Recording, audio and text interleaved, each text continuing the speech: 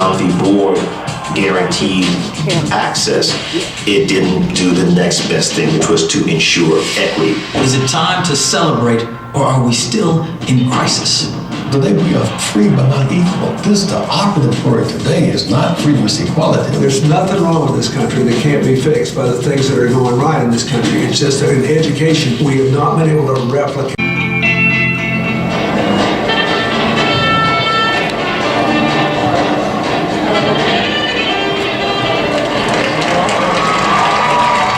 Just think,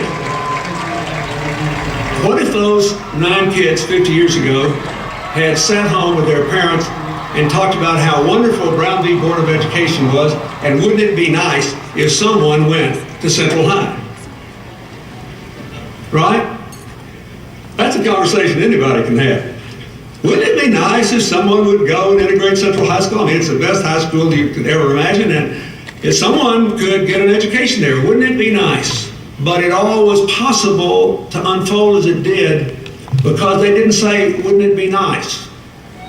They said, here am I, Lord, send me.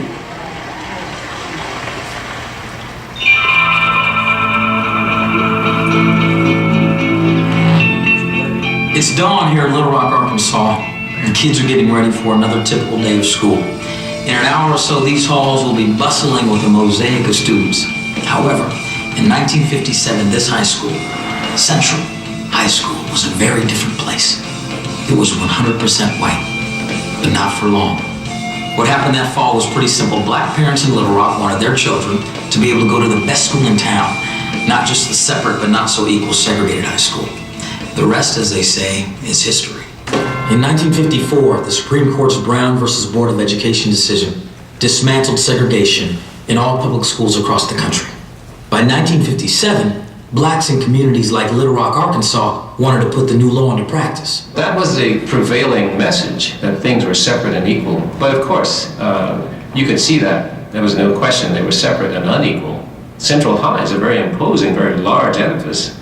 Dunbar, which was at the time the only black high school, is sort of a smaller replica of Central.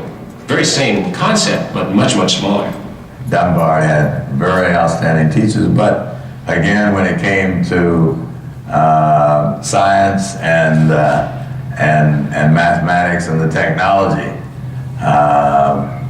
Central had all the resources. At the beginning of the school year, a dump truck came and dumped the books at the front of Horace Mann, and then the teachers had to go and pick them out and use them. I never had a book that didn't have all the names and Debbie Loves Roy and all that stuff in it. I never saw a new book, and I knew that in Central they had new books. There were 517 black students living in the Central High School district. 80 signed up to go, 17 were selected, but in the end, only 9 decided to attend Little Rock Central High in September of 1957. What did all of my other 12th grade classmates know that I didn't know? Why was I the only one in the senior class that had agreed to transfer? On September 4th, 1957, Ernest Green, Melba Patillo, Terrence Roberts, Thelma Mothershed, Minnie Jean Brown, Elizabeth Eckford, Gloria Ray, Carlotta Walls, and Jefferson Thomas, the kids who became known as the Little Rock Nine, were not prepared for what happened. I will not force my people to integrate against their will. I believe in the democratic processes and principles of government wherein the people determine the problems on a local level, which is their right. We assumed that the guard was there to keep the peace.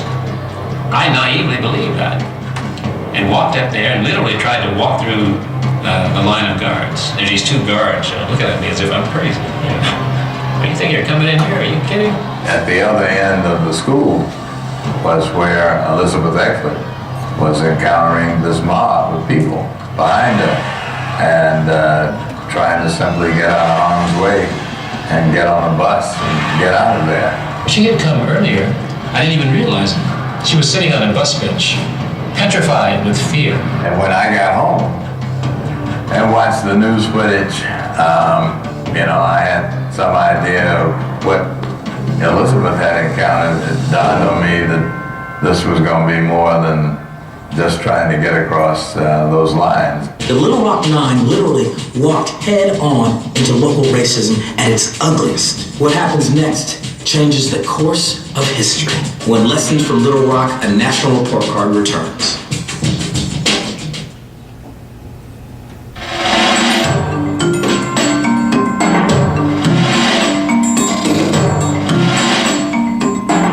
The Little Rock Nine had not expected such a violent response to integration. After all, Little Rock had been considered a moderate, even liberal southern town. You know, mob, screaming, shock, real shock. I had no sense that anyone could hate me personally. But the other shock, the one I haven't gotten over, is the shock that I had been part of the belief in this country. You know, we talk about people who are traitors to their country, but I talk about it from the point of view of a country that betrays me. And it did. But they didn't give up. The Little Rock Nine tried again on September 23rd.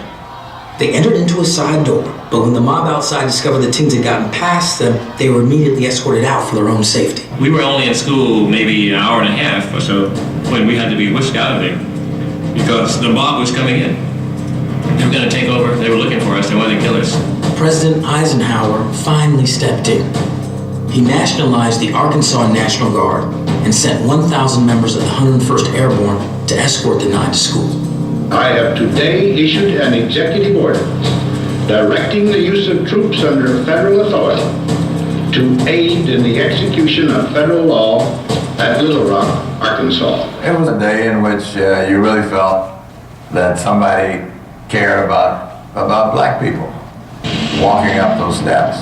We had a circle, a cordon of soldiers around us. You knew you were going to get into that school. I mean, that was a tremendous feeling. Well, when the guards went home is when this organized effort to harass, intimidate, threaten, just make life generally miserable for us continued. The biggest problems always were the students in the hallway, the verbal abuse, the efforts to spit, trip, push, hit. Every day at Central High, the prevailing thought that I was somehow inferior just dissipated. And they must have been able to read my mind because, oh my goodness, they hated me. That's a very radical idea in that somehow these former slaves who we regarded as less than human could regard themselves as equal to me. These folk believed that what they were doing was the absolute right thing to do. They chose to believe in the value of whiteness. And here they were out giving me that message. We belong here, you don't, was the essential message. They put it more crudely than that, but they were very vociferous. The resistance came from one simple idea, that blacks were not equal to whites. There were people who really believed that God meant for the races to be separate, and those convictions kind of ate their way into society and provided emotional and political crutches for a lot of white people. A sense of, well, no matter how bad I am or no matter how tough my circumstances, at least I'm better than somebody else. My mom helped a lot because she helped me understand what was going on, and she said, none of this stuff has anything to do with you. It's not about you at all. It's about these people. But also, it somewhere along the way, I figured the best torment I could do to my tormentors was to remain there and finish out that year. We studied and we produced.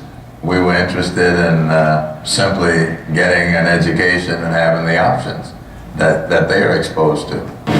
Now, when you look at our society, you realize that even though there are no laws on the books that say black kids must go to separate schools from white kids, that's happening anyway. That's never changed. There's a great unfinished agenda. In some ways, we were naive to think that simply going to that school was going to eradicate all the issues of racism and resistance and structure. Obviously, human changes don't move that fast. Yes, how unfinished is this agenda? Why are so many schools still grappling with segregation? Coming up next on Lessons from Little Rock, a National Report Card.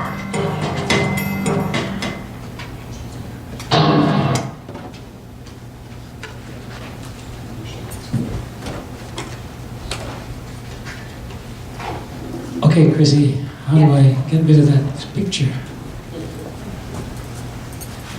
Okay, my technical assistant is going to come and clear the screen, and we're going to get on with the business of the evening. Shut this down, you're saying? Please. Thank you. So, here's what happened. I was actually born in Little Rock in 1941, December 3rd to be exact. For those of you who haven't finished your shopping list. December 3rd, 1941, I came charging out of the womb only to find myself in this place called Little Rock, which was the first shock of my life because I had not anticipated ever being in a place that deemed me to be somewhat an unworthy being. But by law and by custom, this was the case. I discovered upon my arrival that there were laws on the books that said, you really don't count for much, Terry Roberts. You are a black kid, and you know, folk who enter this environment clothed in black skin, we don't believe they're truly humans. So you better watch yourself. My mom saved my birth announcement. My birth was actually announced in a local paper along with all the other babies born around that time. And the list starts off, I have a copy of it, I didn't bring it, but it's Mr. and Mrs. Spotswood Billingsley, daughter Juliet. And he gives the particulars, her vitals. And the list goes on, Mr. and Mrs. such and such. About halfway down the page, those obligatory social titles of Mr. and Mrs. suddenly disappear.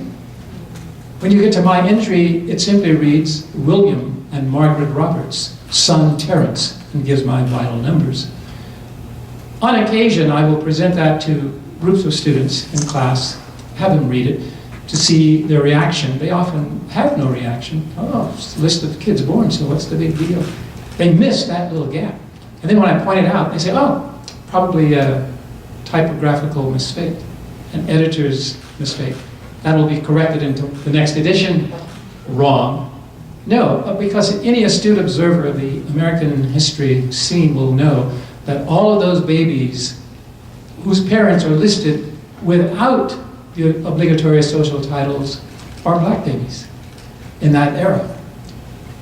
And so that was part of my early instruction. She saved that for me because she wanted me to know where I lived and to understand that I needed to develop some skill at navigating this very uneven terrain that we call America.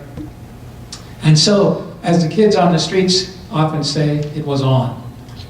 And I was not prepared really because I'm not the kind of person who likes to fight. I would prefer never to fight, really, because fighting seems so primitive. And this society, for some odd reason, seems totally devoted to worshiping violence. Particularly right now, every Sunday, around TVs. You have these squads of men, 11 on each side, and then hundreds in reserve, who try and rip each other's head off. All in the name of something. Anyway, so here I am growing up in the midst of all of this, trying to make sense out of it. And I keep hearing in my vicinity these words, boy, get your education. Everywhere I turn, somebody's telling me to get my education, but nobody's telling me what it is. Nobody's telling me how to achieve it. So I'm puzzled, but then they send me to school. I get to first grade, lights come on. Literally, my first grade teacher tells all of us 6-year-olds in her near vicinity, you kids must take on executive responsibility for learning. You've got to take on CEO responsibility for your own independent learning enterprise. You guys wrote that down? Okay. I did. I took on executive responsibility and it made sense. It continues to make sense. My one task in life from that point on was to learn. Why? Because already I knew that my storehouse of ignorance was weighing me down. It continues to weigh me down, by the way. But I feel okay about that because the same plight is yours. All of you have, as your largest and most cherished possession, a storehouse of ignorance. The beauty of it, that does not have to ever remain. You can chip away at that during your life. You will never, ever get rid of it because the world, not just the world, the universe, or not just the universe, the universes out there are filled with information and knowledge that we know nothing about. And so your task will never be complete, but you can continue to lean in that direction. So this was the assignment I had in first grade, and I took it on. I learned also something very, very useful to me while I was in the early grades, and that is these laws in place to give me trouble, to cause me grief, had been on the books for a very long time. I was very curious. I wanted to find out how long, so I started digging into the annals, finding out for myself. And boy, what did I find? I could go all the way back to 1619 as a starting point.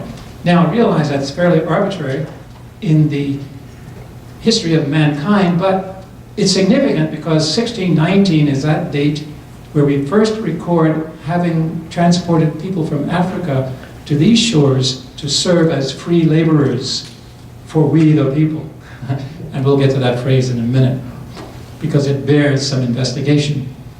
Well, from 1619, if we wanted to, we could start a timeline and move that timeline forward until we get all the way up to the year 1954. Why do we stop there? Well, let me pose that question to students. Why are we stopping our timeline in 1954, Oakton students? Okay, there aren't any here tonight.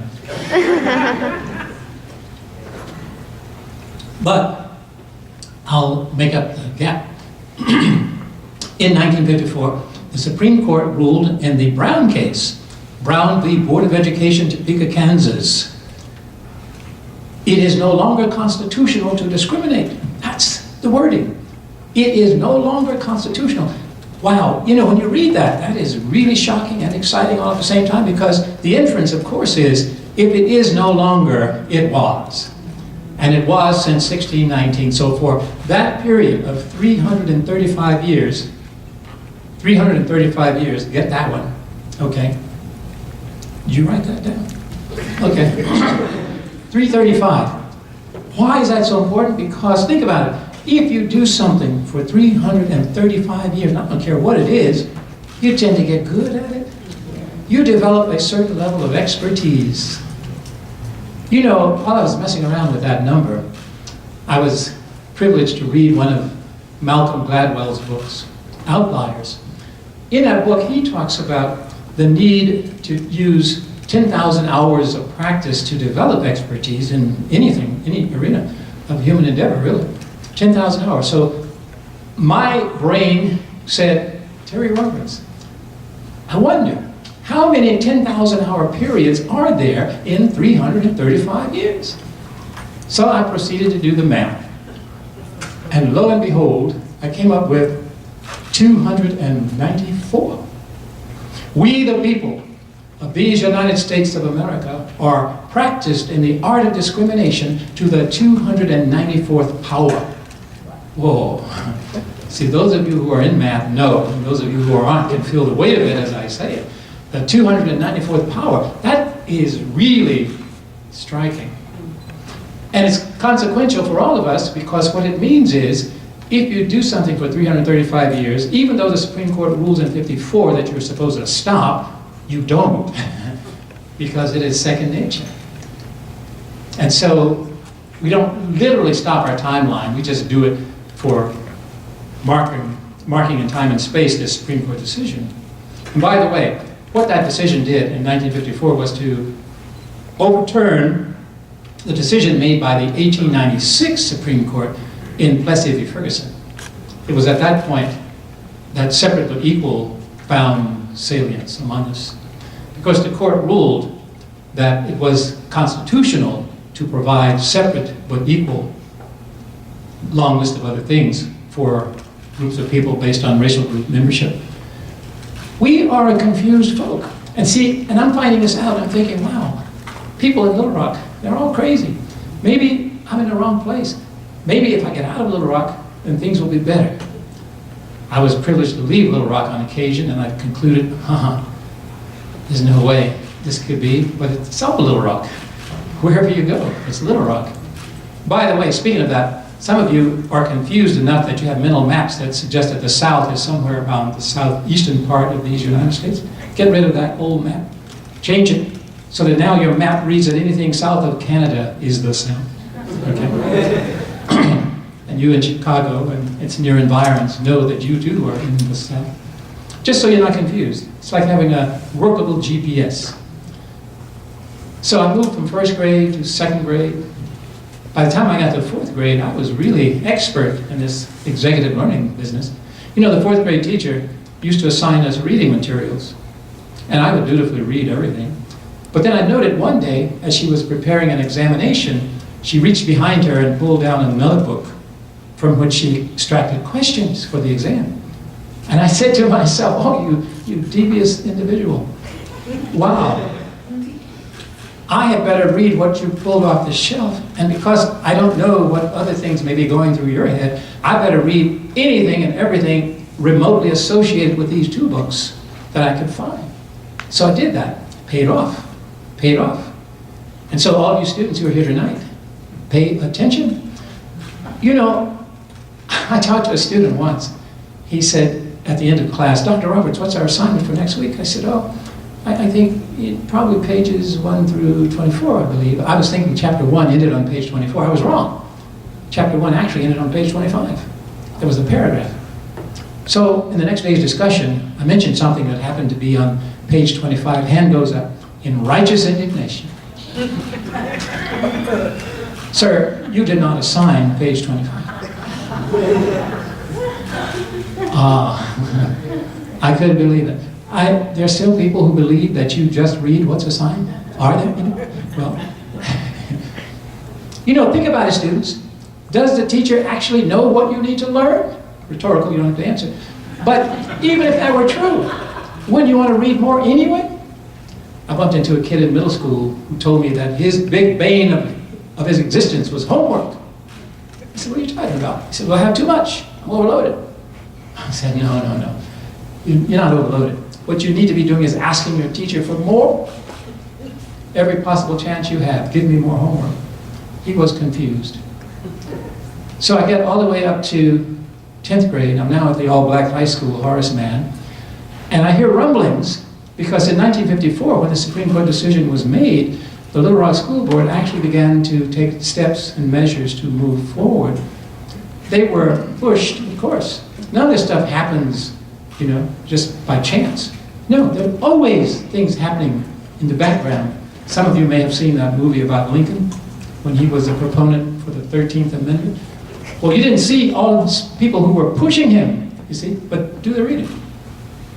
And not just Joyce Kearns Goodwin either. Read a whole lot of other people.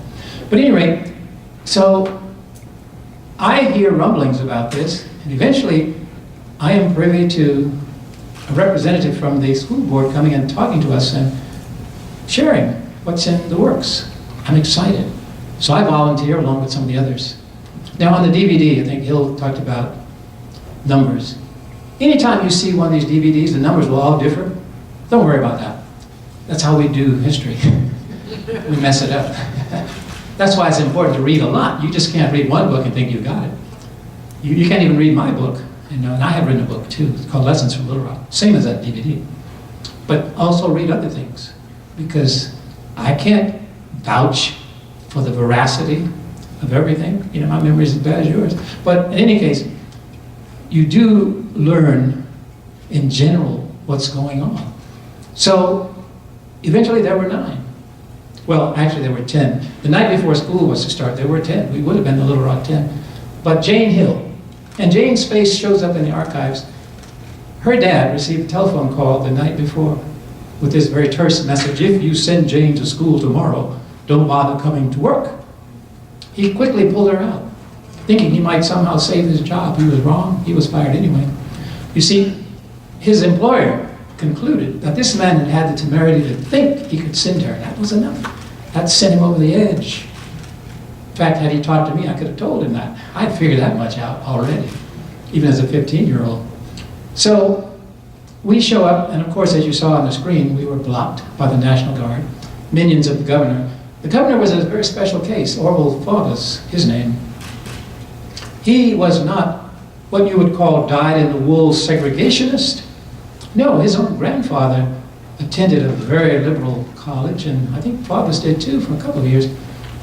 That college wound up on the House Un-American Activities list. So they were pretty far left.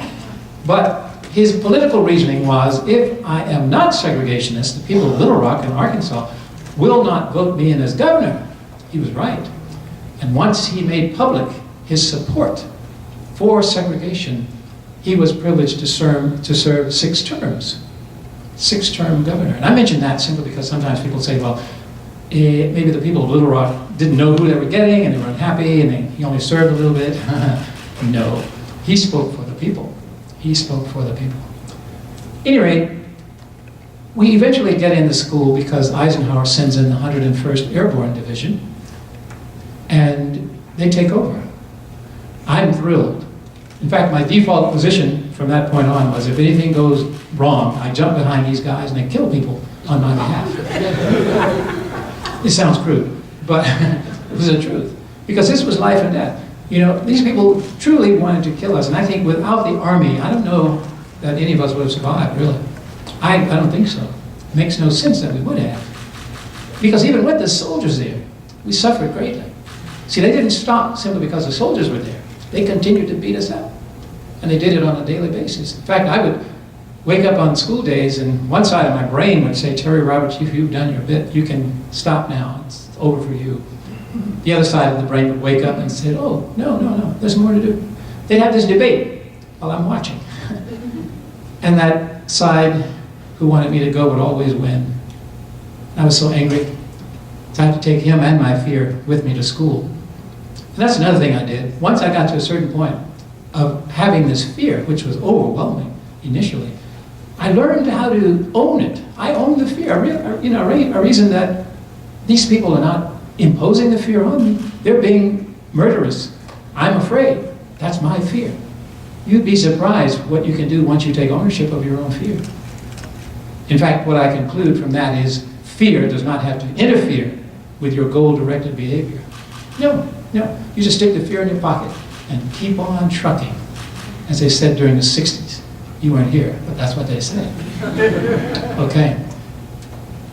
So this went on all year. They kicked us and bit us and spat on us and used foul language.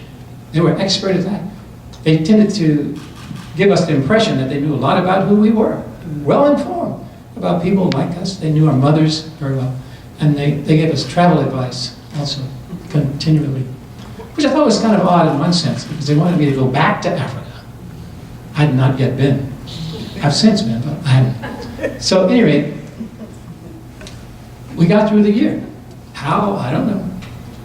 But I was ready to go back. Believe it or not, I was going to go back for yet another year because I had 1 year to go.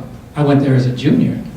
So the governor saw to it, though, that my chances of doing that were nil. He closed all of the public high schools in Little Rock. You see, the governor, in a sense, was in a dilemma because he didn't want any more desegregation, but he didn't quite know how to pull it off. Can you imagine him in the governor's mansion one night, tossing, turning, trying to figure it out, and then, one of those aha moments, like the cartoon balloons, I got it. I'll close the schools. That'll keep the black kids out. Whoa, he was so happy. He didn't realize it would keep the white kids out too, but, the governor was not known for his intelligence. That was not something that he was elected for. In fact, when you think about it, there is no legal requirement that any elected official have a measurable IQ. There's nothing in the rules about that. All you have to do is be chronologically eligible, be the right age, have enough money to pay for the filing fee, and then if you can convince enough of your fellow idiots to vote for you, bingo, you're in office. And the rest of us have to deal with you. And we have so many examples. I can't tell you. We are in trouble. But, so, as a consequence of the school's closure, I left Little Rock. moved to Los Angeles, California. I had relatives there. My dad's family, his mom and siblings had moved there in the early 40s. In fact, my dad was the only one of that clan to remain in Little Rock. And as you might well imagine, we had numerous discussions about that. But even so, my uncle, his brother, and wife, 3 of them actually, told me, if things ever get to a point where you need to leave, you have a home. So I had a place to go. And I felt quite privileged because many of my age group peers in that situation had no such resource. And for them, it was a lost year. For many of them, it was the end of all, formal education, because they never got back into school. And this was all because of the governor's desire to maintain a segregated school system. He was an interesting guy. I got to meet him, actually. The governor and I, we met on a TV program, Good Morning America. The producers were very skittish. They put us up in the same hotel on different floors. And the next morning they had 2 limos, one for the governor, one for me. And I told the producer, you could have saved a lot of money. You could have had 1 limo, we could have shared a room, you know what. But Flawless, I confronted him on the show. I said, you know, you could have been responsible for the death of all of us. All 9 of us could have been killed. What were you thinking? He said, well, you know, I had to do that. Otherwise, I would not have been reelected. He was very political. But unfortunately, he did not leave the kind of mark that I would have preferred. And we talked about that a little bit. But in any case, so here we are today at Oakton to talk about some of these things. And as I said earlier, since I think having the dialogue is much more important than me talking, we're going to have that right now. So we're going to talk together. And your questions and comments will serve as the catalytic agents for this discussion. And we will move ahead from there. Now, whoever is the first person. Oh, by the way, because this is a college, and I've seen this on other campuses, it may not be true here, but I just want to warn you that on some other campuses, students seem to be infected with this virulent disease of using like over much. It's probably not true here. This seems to be a more enlightened crowd. But to the degree that you are infected with that, hold your tongue and listen and be educated. Okay, so who is number 1? Yes? Can you tell me a little bit about Daisy Bates? I can indeed. Daisy Bates is the woman who, at that time, was the Arkansas State President of the NAACP. She and her husband, L.C., lived in Little Rock. They ran a local newspaper called the State Press. They had long been advocates for changing the system. They pushed and pushed. In fact, they almost lost the paper because they refused to give up their push for equality, and their advertising dropped to 0. So they had to go to a subscription model, which is not that easy, you know. Even then, when today would be impossible, given the way we do media, but they were stalwart. She opened her home to us. Her home was bombed many times. Sometimes when we were there, we had scares, dynamite coming. Fortunately, she had a nice basement. We could go down and hunker down until the danger was over. But she was quite a woman. In fact, she also received with us the Congressional Gold Medal. So the 9 of us had one, and so did Daisy. Great, thank you.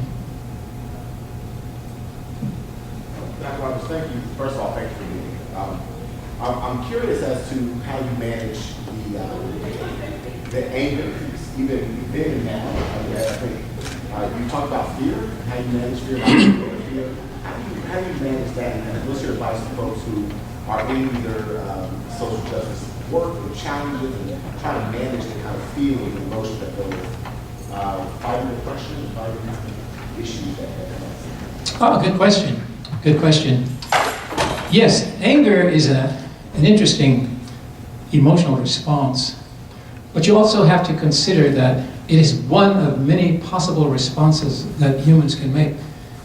One never has to choose anger, and that may be a foreign notion to some who feel that anger is automatic. It happened once to me in this way. I was being interviewed by a young reporter at UCLA, a young white female who asked me lots of questions. We were having a great time, And then she got to this question. She said, what do you do with your anger toward white people? That was her question. And I considered the question because it was legitimate. But then I said, you know, I don't have any. She laughed in response. Oh, okay. Now, what do you do with your anger toward white people? She didn't believe me, which I found odd because I'm usually as honest as I can be about who I am. And the truth of it was, and I repeated my answer, I don't have any anger. She slammed her notebook closed, got up, and walked off in a huff. Over her shoulder, I'm not going to talk to anybody who refuses to tell the truth. And off she went.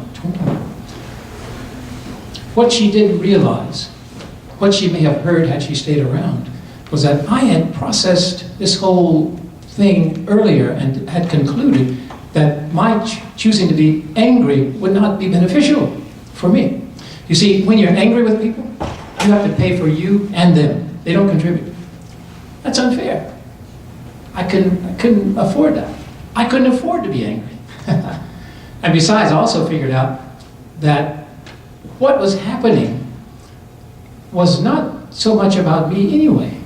Folk were expressing their frustrations, perhaps, or their disagreement, or that's what was going on. I had no part in it. I had also learned, again from my mom, what other people think about you is none of your business, she would say. What other people think about you is their business. And that's true, you think about it. If I think something about you and it's correct, what problem do you have? If I think something about you that's incorrect, what problem do you have? How could you, but I know, because I've been on school campuses where kids actually fight each other around this same thing. I talked to this one kid, why are you fighting? Oh, that guy called me out of my name. I said, what do you mean? Called you out of your name? What is your name? He told me. I said, but that's not the name he called you. That's why I hit him, he said. He had that part down, the hitting part. I finally convinced him, young man, if what you hear is not your name, that's not your message. Took him a while to get it. Took him a while. But if it's not your name, that's a message for someone else. Then you could keep going to the library, because I know that's where you're headed, right? Yeah. So, but the anger piece, my mom told me also early on, she says, you have about 80 years on this planet, give or take. Human lifespan's about 80 years. If you use up any of the life force that you have to sustain you during those 80 years, if you use any of that life force being angry, bitter, upset, frustrated, disappointed, you eat away at the quality, if not the quantity, of your own years. I said, really? So I said to myself at that point, I'm not having anything to do with that. I'm going to use all of my energy for me. And also, I've gone a little further than that. I've learned how to love people in spite of their craziness. Yeah. Why? Because that tends to add years. Oh, it's a nice formula. So now, I can be with anybody, doesn't matter who they are, because I know who I am. See, therein lies the secret. And I think that was true for all 9 of us. We knew who we were. We had no confusion about that. The general message was, you kids are inferior. Well, we had known for ages that was wrong. And we thought, wow, these folk are really backward. Okay, but then you just go on, because you don't want to embarrass them by pointing out the truth. You know? That's what Carlotta used to say. She used to say she felt pity for those kids, but she didn't want them to know she felt pity because she didn't want them to feel badly. Wow. Did she ever say that down there? Yes. My question is, what kind of preparation did you have before that day? Were you prepared as a group to what you were going to be facing? Were there experts who brought you together and talked about? There actually weren't. There weren't. We had some rudimentary introduction to the principles of nonviolence, but that was very quick. And there was some great concern on the part of the people who were telling us these things anyway, because they felt we were too young and that we might just give in and fight back, retaliate. But whatever they did worked. But we didn't have any training. You were so stoic. You know, it was probably good that we didn't have, because people tend to have pretty warped notions about how things should go. It's probably best just to get in there and rely on who you are at the time. I think. I'm that kind of teacher. I'm reluctant to even impose a syllabus on students. Every time I open a class, I will give them what I call my working draft of a syllabus, and I invite feedback. Together we'll change this. And unfortunately, in my years, it's been quite a few, no student has ever decided to challenge that. I can't believe that. I would have so loved to have that myself. I never did, by the way. Couldn't find a teacher like that. But to have a draft, because see, as I was saying earlier, I don't know what other people need to learn. I know what I need to learn. I had one kid once tell me the book I had assigned was boring. I said, well, why did you read it? If you find it boring, immediately put it down. Find another one that makes more sense. See, that's executive decision making. Okay? This sort of passive, do what the teacher says business. And by the way, teaching, that's another thing. Teachers, that's a misnomer. See, teaching applies that you know something. But the truth is we don't know much. So I think teachers, if they were being honest, would say that they're learners. Maybe master learners, because they've been at it longer, perhaps. But we could get rid of the term teacher at any time and it would be perfectly fine with me. And I know we probably won't, because we're creatures of habit. We'll just keep saying it and applying it. We are, as a people, addicted to a lot of things, not just the overuse of like, but we are addicted to mythology. Mythology. We believe in mythological constructs. A number of people in this country believe in something called equality of opportunity. Did you know that? A lot of people firmly believe that that's true. You can't shake them. They'll hit you over the head with their Tea Party banner.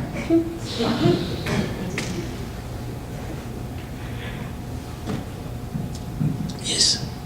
Do you have any teachers who treated you with respect? At Central? Yes. And that's a good question.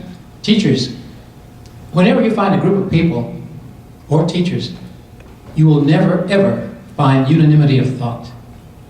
Not one of them thinks the same way. So it was at Central. A few teachers were actually supportive of our presence. Their voices were practically mute, however, given the nature of the opposition against them. The majority were silent.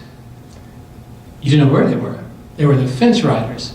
Then there was that stalwart group at the other end who hated us with vile passion and let it be known at every encounter. My English teacher was on that end. Wonderful woman. She confronted me one day. She said, why do you want to come to our school? Why don't you go back to your own school? She was really angry, and you could tell because her face was twisted. I would replicate that for you here if I could. I don't know how human beings actually accomplish such a feat. How do you twist your face to that degree? But she knew how to do it. But my thought when she posed this question was, there's something wrong with this individual. Because, you see, by inference, she's saying, I own a school, and she owns a school, i.e., go back to my school, get out of our school. I'm thinking, no, I know I don't own any of these public institutions, and I doubt that you do. What is wrong with you? So I just smiled and turned and walked away. I've since come to appreciate smiling and walking away as my general response to idiocy of any kind. Because what use is there in attempting to hold a conversation with someone who obviously cannot hold up her end? And she was a certified teacher. There's a lot of that. Oh, speaking of teachers, I do a lot of work out in LA. It's a place called the Museum of Tolerance. We have an educational arm, and we have teachers and law enforcement students, people up from all the world. So this teacher, she raised her hand one day, and she says this. She says, would you prefer to be called black or African American? And I waited because I was thinking, surely she's going to give me some more options. But she was caught with these two options. That's all she had for me. And I said, well, come back to me when you can provide some more options. I can't possibly choose from this limited list. Just one of those kind of moments in time, at least for me, when I realize how people are limited to such a great degree.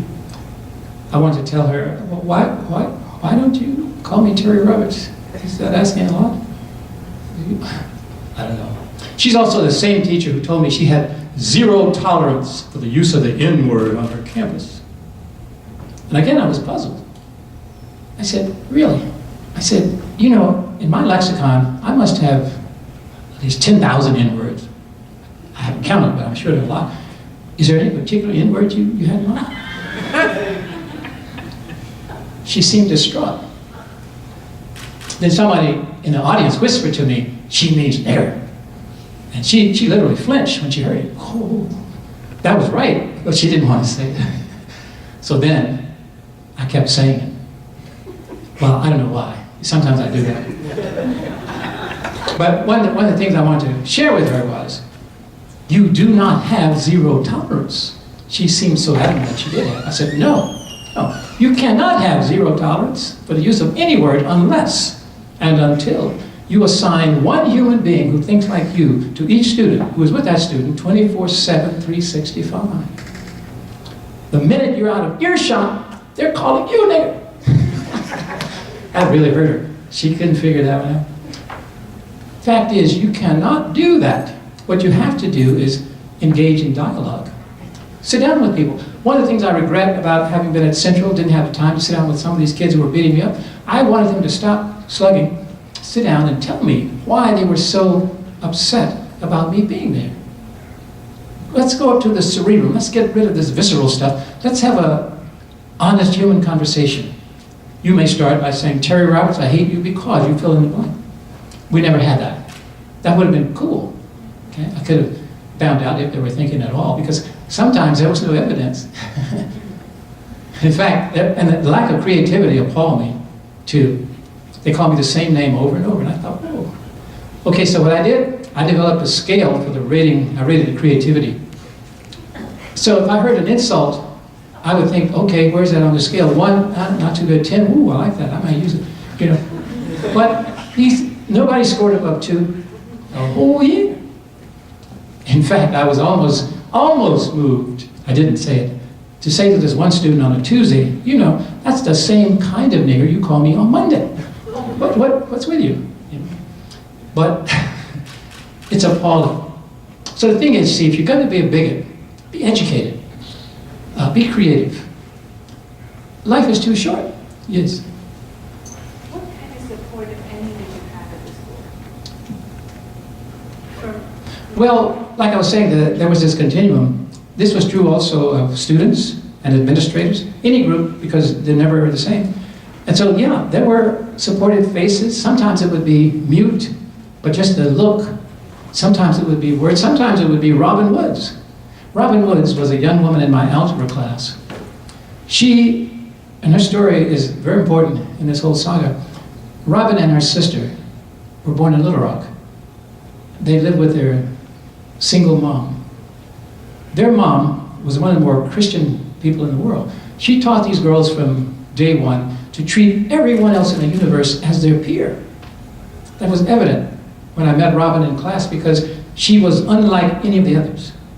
She shared her book with me because I never had supplies. You see, what these kids did, among other things, was to rip out our books and supplies and tear them up in front of us and stand there with a look saying, what are you going to do about it?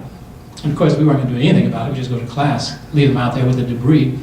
And so I would be in class with nothing, and Robin would bring her desk over, which was, you know, if you know anything about the mindset, white female, black male, oh.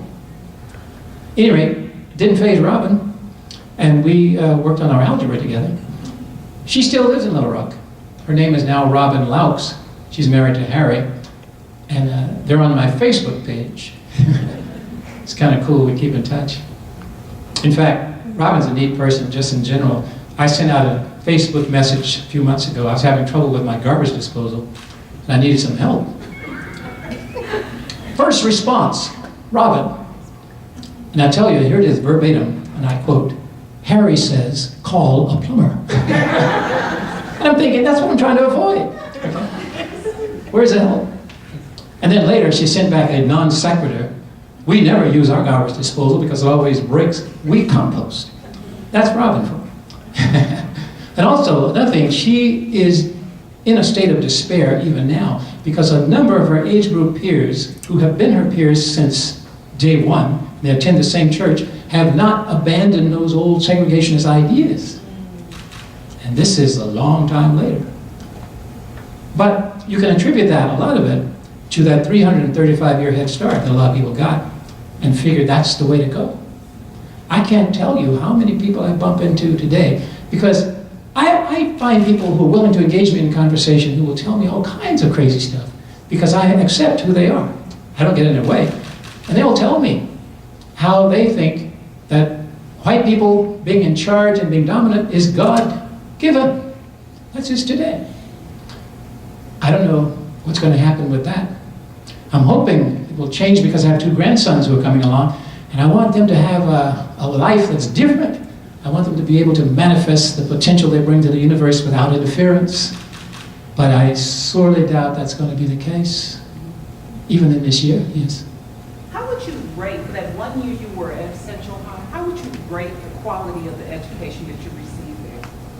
I would rate the quality of the education quite splendid.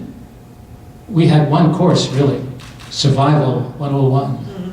That was so cool, because we learned how to stay alive. But you know, the other stuff, the academics, that was, for us, mundane. We were all good students. In fact, I used to say, I don't say this anymore, but I used to say, anybody with half a brain could ace the average American high school. I don't say that anymore because I've since found out the truth. But at that time, we weren't worried about it, in other words. We knew already what we needed to learn, basically. We were so in the mode of learning that once we got a whiff or a hint, we were on it. It's like a good hound dog. All he needs is a slight whiff, and you'll find the rabbit. Can't keep him from the rabbit. And that's how we were, longing to learn. And I do find something quite remarkable today. I find a lot of kids who don't have that itch to learn. They're reluctant, for whatever the reason. I think a lot of it is the model we show them. The model we show them is to earn lots of money and show it off. Be able to go to Vegas and shower people with $100 bills. I think that's what some of these folk do. I've seen it on TV.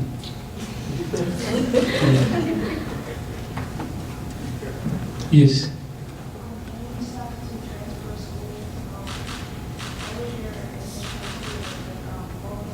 You mean from in Little Rock? Her question was, when I made that initial decision to transfer from the all-black school to Central, what was I thinking? I was thinking, the law is on my side. In 1954, the Supreme Court decision had been rendered. I'm feeling really good.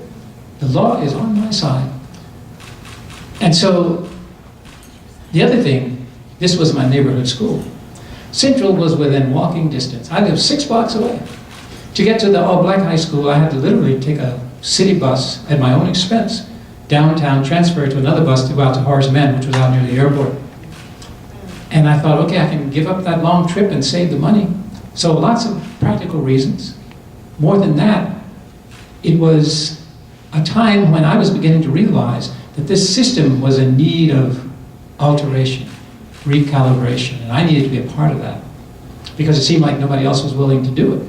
And that's something that happens. Sometimes you look around and your neighbors are in despair about something, but they're not doing anything. Somebody has to get out there and make a noise. Yeah, raise a voice. Thank you, good question. Yes, sir? On a personal level, have you ever, or if at all, I guess I should say, been able to sort of reconcile an event like this with the narratives of inclusiveness and equality that sort of... Well, you know how I deal with that is I figured out early on that we are such believers in mythology, that's just part of the necessary rhetoric to keep the myth afloat. So it doesn't cause me any anguish because I know about it. It's interesting, you know, in the wake of the Trayvon Martin shooting, for instance, a lot of people came to me in utter shock. And they used words like, that such a thing could happen today. Well, where have you been? Such a thing has always been happening. So it's like that for me, yeah. My daughter, my younger daughter and I, on one occasion, before she graduated high school, were on one of these obligatory father-daughter trips looking at schools around the country. And we dropped in at Yale. The president, Bart Giamatti, addressed all of us, and he said, you know, you parents especially probably think we select your students based on their SAT score. The higher the score, the more we want them here. No, no. He said they may well line up according to their SAT score, straight line, highest to lowest. We will start at the head of the line if you wish. Doesn't matter where we start because we have one question. We will put that question to everybody at some point, and that question, do you possess outstanding athletic ability? Now, why is that so important at an Ivy League college? Money. If you have a super athlete on your campus, sales go up. Season tickets, paraphernalia, contributions. Think about, here's Georgetown, pre-Patrick Ewing. Here's Georgetown, Patrick Ewing, post-Patrick Ewing. It's every college, university, it's the same. And Giamatti said so. He said, you may think I'm lying, but ask any other college president, and he or she will tell you the same if they are willing to tell you the truth. But he said, that's not the last of it. Once we determine who among this group of potential students has the outstanding athletic ability, then we have question number 2. Did your parents and or grandparents contribute large sums of money to this university? That's something we call the legacy admits, okay?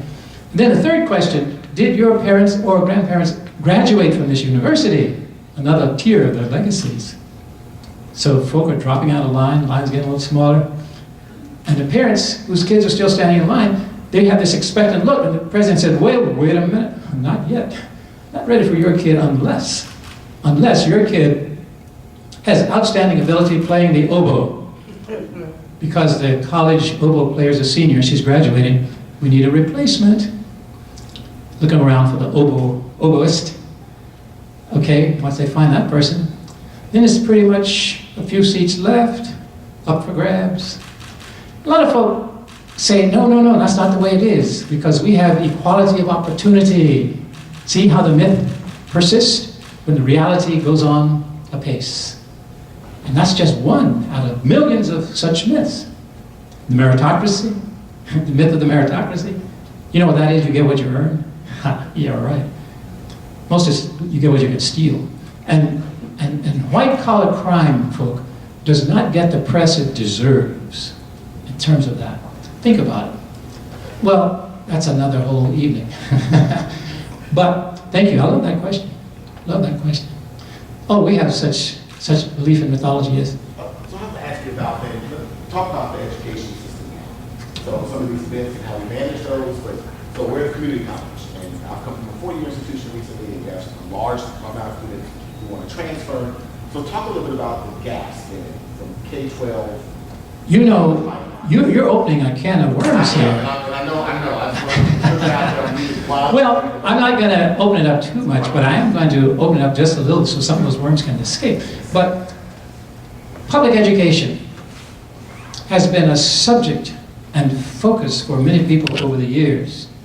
Initially, as we began to develop a public educational system, because see, a lot of folks think public education has always been a part that the founding fathers set it up. No, they did not. It evolved at some point, and that point was in the era of the 20s and 30s. There were a group of folk, including very moneyed folk, like Rockefeller and Mellon and Ford and some others, who came together, discussed the issue, and decided to redirect the course of public education, poured millions of dollars into it in an effort to reduce the focus on teaching people to think and move it toward teaching them to conform. Why? Because these folk needed workers. They needed robots to turn out widgets of all manner. And they began to direct how we dealt with public education. Unfortunately, some of that stuff still remains. We are reluctant to teach people how to think, and we don't even realize it. See, the rhetoric says we are, but the truth is we want conformity. That's what we really want. We want people to be able to walk in a straight line and sit still in class and raise their hand before they have to go to the bathroom even. See, in a true learning environment, we would have freedom to be learners, which means learning about yourself. When it's time to go to the bathroom, you go. You come back. It's no big deal. Except you try that in a public school, you get sent to the principal's office. What was his offense? Left class without permission. Well, okay. I mean, you might want to make a case for that, and some of you in education might, because you have to write a thesis on it or something. But the thing is, if we're going to teach people how to think, we have to take a totally different approach.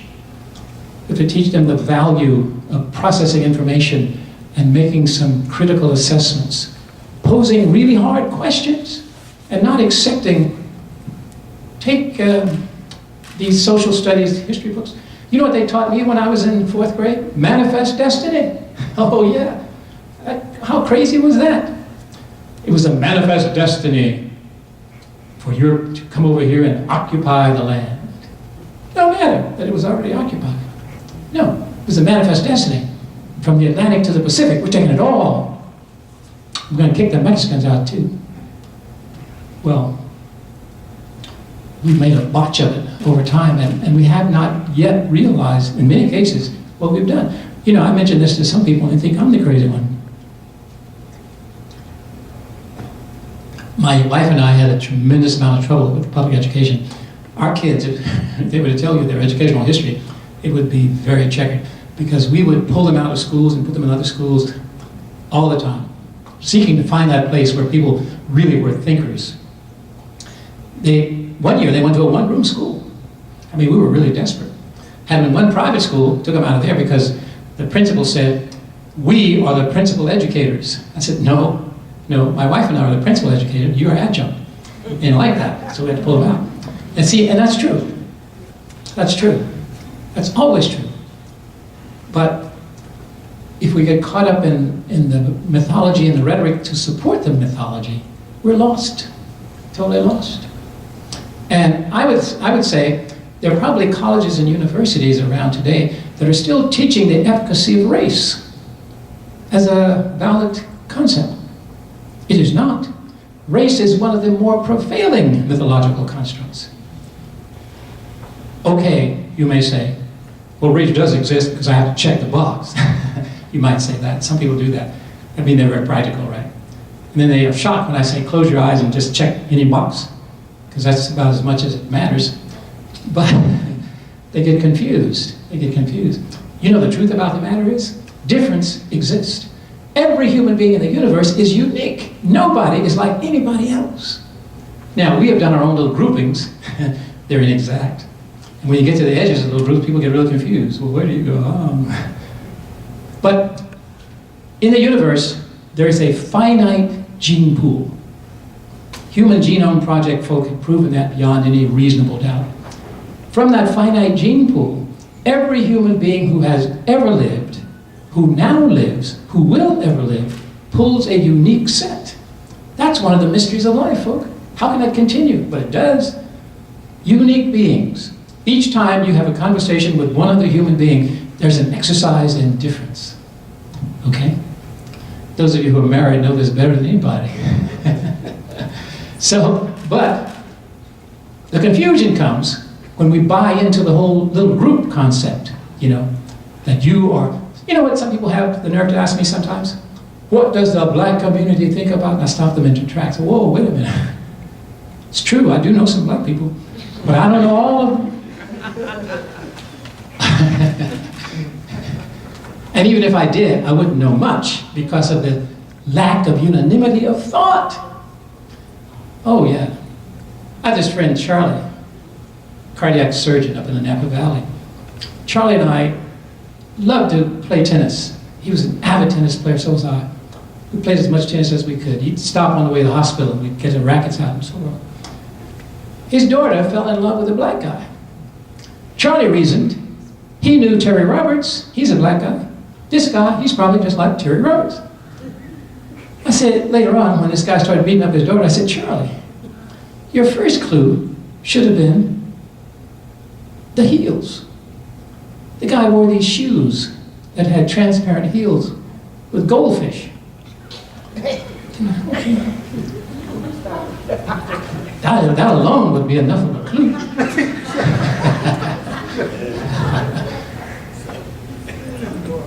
Oh yeah. I mean, we shared skin color in common, and that's true across the board. I mean, the color palette is finite. Okay? Yes. So 55 odd years later, are you glad you did it? You think you made a You know, I don't know what kind of impact this actually made, but I'm okay with it. You know why? Because it's sort of in the name of forming a more perfect union. That's the language I always fall back on. We the people are forming a more perfect union. And we go through these crazy spots a lot. Historically, lots of them. And there'll be more. There'll be a lot more. We haven't yet figured out some of the basics. For me, it's all very simple. We are unique beings in the universe. We're going to be here for a short time. It behooves us to get it together. It's just simple. Why would we play these games? I mean, people are so into gameplay. People sometimes accuse my wife and I of living in an all-white neighborhood, which I found really odd. They might stand up tall and so they can see me. I live here. It's not an all-white neighborhood. You know, it's silly stuff. The truth, it's a black neighborhood with a preponderance of white citizens. I mean, how hard is that? But people get caught up in these notions, and literally I have some people, friends of mine, who are reluctant to visit because they feel uncomfortable in my neighborhood. Well, I can understand it during the election because it was like entering Romneyville, that's for sure. No question about it. But there was this oasis at the Roberts. We had an Obama sign. You know, my neighbor, who is an ardent and devoted Republican, in the first Obama election, came out with a sign that says, McCain. I looked at that, and I'm not usually a person to display anything like that, but I thought, this is neat. It's almost like a challenge. So I went to the Democratic headquarters and got one that said, Obama, come. So there we are. Next day I come and finds out he's got McCain Palin. Okay, another trip. I get Obama Biden. And that went along swimmingly until somebody stole my signs. I didn't replace them. Because like I say, I don't do that. In fact, one day I came home, I had an American flag stuck on my lawn. You know, look down the street, everybody had flags. Oh, I picked mine up, put it in the garage. Next day I had another one. I collected 4. People who were generous in donating. I think there was probably some holiday that people were celebrating, not realizing that I preferred not to do that. I fall back on Ben Franklin's assessment. Patriotism being the last refuge of the scoundrel. I love that. True patriots don't have to advertise. Just have to be. Just have to be. So, see, now learn all this stuff in spite of the crazy educational system. Yeah. So, back in Little Rock Central, did you get any help from unexpected sources that, you know, surprised you, or? You know, I think yes. Yes. The faculty at Philander Smith College, which was the all-black college in town, were very, very liberal in their assistance to us, especially when we were out of school for the first 3 weeks. They tutored us and helped us stay afloat. Yeah, I hadn't even thought about it. You know, it's kind of interesting with me, and it's all, you know, individualized stuff. I sometimes think that I'm pretty much an outlier from the majority of human beings for some reason, but I never have those expectations. For instance, middle school kids will ask me questions about that experience, and they say, who was your best friend? I mean, and I've come to appreciate that as a legitimate question, but I never had that. In my world, all people are my friends. Some of them don't realize it, and they treat me as the enemy, but they're really my friends. So, that gets into a lot of my craziness, which is not the norm, by the way. Don't model yourself after Terry Roberts. You get into big trouble. People might want to throw you in the mental institutions. That happened to me once. You know, when I was 9 years old, I think it was the first episode, I used to think that I was the only one living, and everyone else was a figment of my imagination. And if I didn't want people around, just forget about them. They were gone. Now, when I got into psychology, that's when I discovered that was a sign of mental illness. It's like that. Can't do that. Yes. So what was your path after Little Rock? I mean, college and just... I was very idealistic. After graduating high school, and I graduated from LA High, by the way, I went to Cal State LA to major in sociology. And my thought was, I need to be the kind of social scientist who can figure out what's been going on, and then go into communities and organize folk and get them to really begin to take charge and control of their lives. But I found that the professors in sociology had no such intention. They wanted to go into the community and get data and then go back to the ivory tower. Now they were content because they could process the data. They didn't need the people anymore. Oh, sorry, got the data. So I then segued into social work, thinking that surely I could find an activist potential here. My fellow students were much more interested in psychotherapy, which caught my interest. I knew nothing about it, but it was fascinating. Then I reasoned if I'm going to be good at this, I'd better study psychology. So then I went into psychology. And lo and behold, I had found my place. Because getting into psychology worked. I was born to be a psychologist. I have this fascination with people. I love them. I love to hear their stories. And you know what made me a good psychologist, or makes me a good psychologist? I know for a fact that I can't solve anybody's problem. I know this, so I'm never hampered. Some people tell me about fears of burnout. How could you burn out? It's not your problem. But I did, and I made deals with all of the people who came to see me. I don't know what to do about your problem, because it is your problem, it's not mine. But I'm willing to work really hard with you to help you discover a resolution for it. So you get the value of whatever expertise I have, which isn't much, but is here. And that worked for those who stayed with me. Others sought referrals. They wanted something more traditional. And that's okay. You need to find somebody. But the people who stayed, we had a really good time. And I work hard. No question about it, because of my commitment to that. I want to see people find resolutions for their problems. Why? Because if they're problem-free, I feel safer. Yeah, so there's, personal reasons here. I want folk to find a balance so they can not run around and buy weapons and become mass murderers or some craziness. Yeah.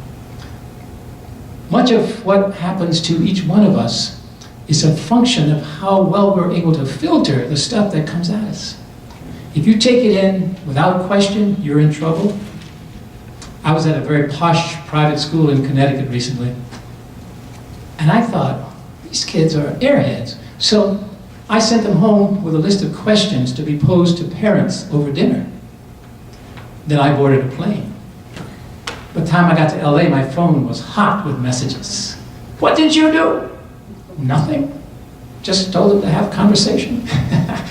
But I had also told them, if you care enough about each other, you will confront each other. If you care enough about your parents, you will confront them and you will ask them these questions. What is your role in supporting this egregious status quo? How do you do it? Why haven't you taken up the call for change? Just simple questions. And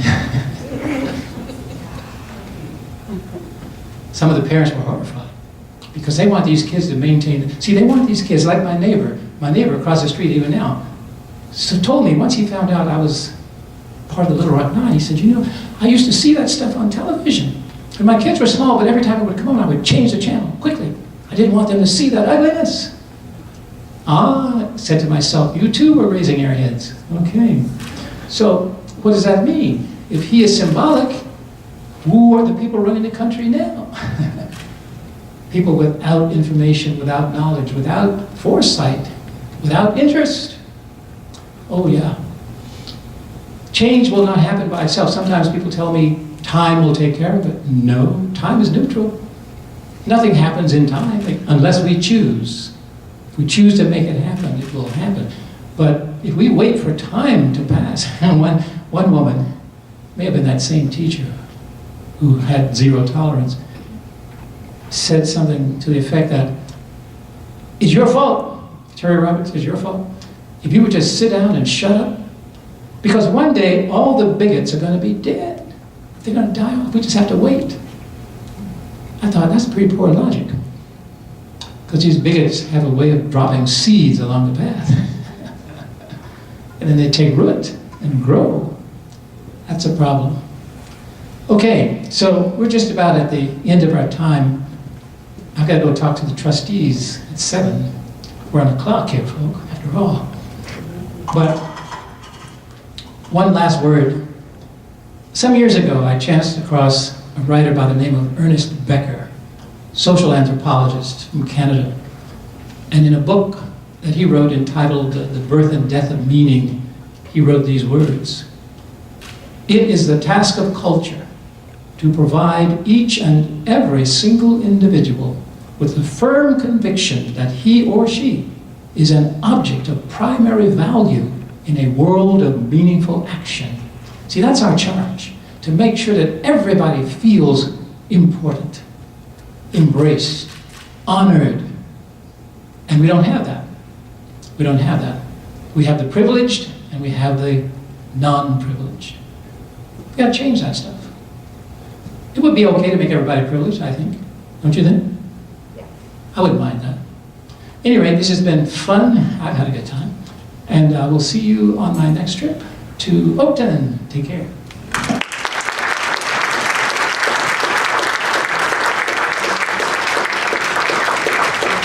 Just want to say thank you to Dr. Roberts for sharing some insight and a great evening. We do have an appointment with the Board of Trustees that we're going to make it to, so maybe about 5 minutes if you have questions or anything for him on a side note. Thank you all very much for coming.